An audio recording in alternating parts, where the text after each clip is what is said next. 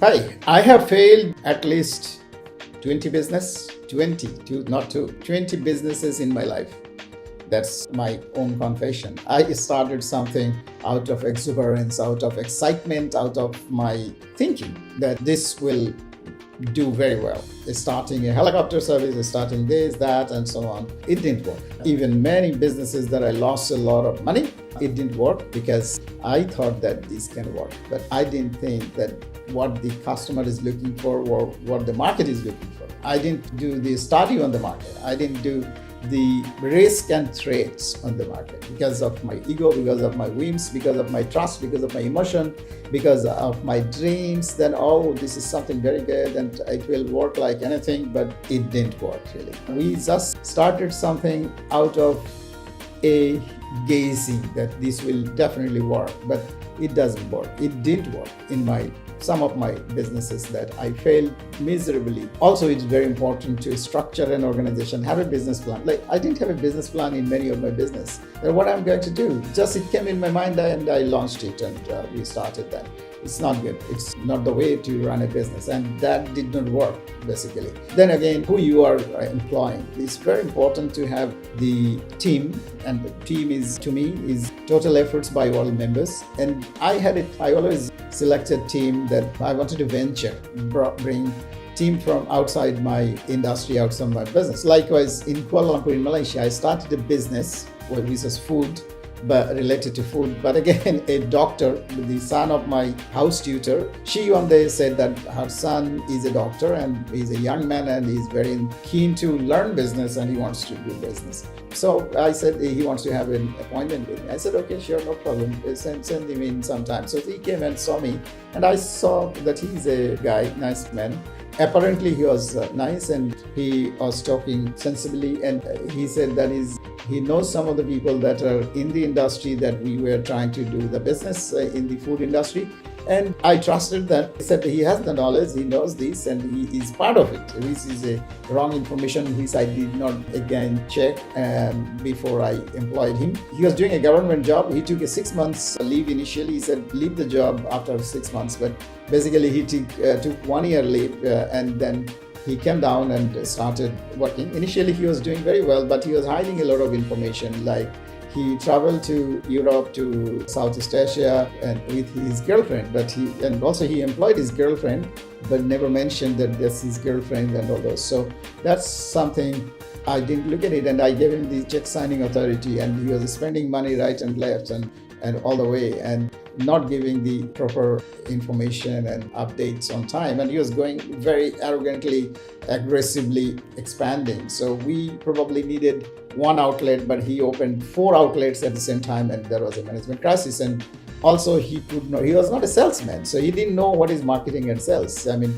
he was almost zero in marketing and sales. He was a medical doctor and he didn't know. Probably he learned, and then the girlfriend was working in the other company where she knew the job a little bit, but again, her background was finance. So they tried, but they didn't have the knowledge. I mean, they didn't have the capability. But again, the money was drained out every day, every minute, every day. So that's where we lost a lot of money, and I had to shut down the business ultimately because I couldn't support after losing so much of capital, so much of money, and I was dried up, and I said, we can't. And that was a massive, big loss ultimately. But see the situation, because I selected a guy out of my emotions, because the teacher was a very nice teacher, and the teacher was teaching my sons for last 7 years, 8 years, and I trusted that she's a very, very dedicated teacher, her son will be dedicated, but to different ballgame. I discovered later on that teacher is a very nice person. She was great, Mrs. Great, and we are still grateful to her.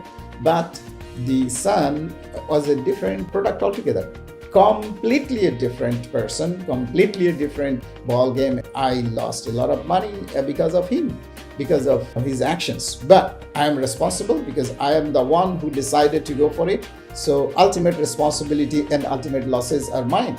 Ultimately, I lost the money. I made the decision and I didn't do my due diligence. I didn't do the business plan appropriately and I didn't look at it carefully. So that's why I lost all this money. So it is me to be blamed for that. So as I'm an entrepreneur and I ventured into many different businesses and lost money and made money. I did not lose anybody else's money. I lost my made money. I earned the money, but it is very hard-earned money, and then it is lost. But again, I learned a lesson from that, and I never went back and regret and cry and take some negative actions on me and so on. So it's okay. That was a learning process, but it was a tough learning though. But still, I learned a lot of things that before trusting somebody, I need to check the documentations. I need to see his or her background appropriately, what their information they're giving, whether this is correct or not. When I employ somebody in a key role, it's very, very important. So that's very important. And then he started getting into a problem with my PA, who was having a very good knowledge, and she was also thinking that he's doing something wrong. So because my PA had the same business on her own, she failed though, but she had the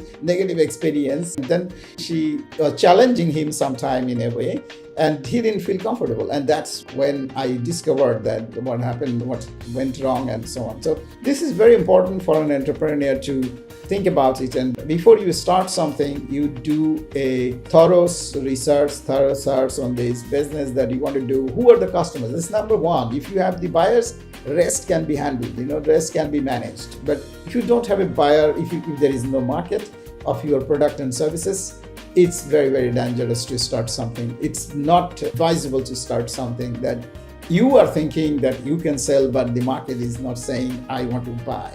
Then it's a wrong thing to do. So I would suggest that don't start some business unless you are fully convinced with data and information. Even if it is a smaller business like making samosas and sell it, you need to do a study whether the people are consuming the samosas, where you want to sell it, and what kind of samosas, what kind of ingredients, what kind of quality, whether they want vegetable samosas, whether they want chicken samosas, whether they want meat samosas, is very, very important. And what kind of oil that you should use, and what is the marketing channel, who will sell, who will take it to the doorstep of the consumers, who will be the end buyers, and what is their capabilities. These are very, very, very, very important subject that even just look at this samosas matter. I just gave an example that you need to do this thorough study on all this. And then who is going to run your business, because it's monotonous and you alone cannot really sustain this business. You cannot work 24/7 and 30 days a month. It's very humanly impossible. So it's very, very important that you decide that who will be your marketing person, who will be the person to prepare your samosas in the kitchen. It's very, very important, whether it is getting to be the best samosas in town or not. That's very, very important. So this is how one should do the market research in one side, that what the market wants, what the customer wants. And then if you want to do that business, you need to do the mastery. You need to go for a thorough course to do this, and you should know how to cook the best possible samosas. If you are not cooking yourself, even you should know the ingredients and how it is done. Like one of my friend in Canada is in the food business, and I saw him how he is doing this business. It's very, very important, and he takes real time big interest on this business, and that's why he is very successful. His brand is very successful, doing very fine. I'd say that do that before you fail, and before you lose your money, and before you cry.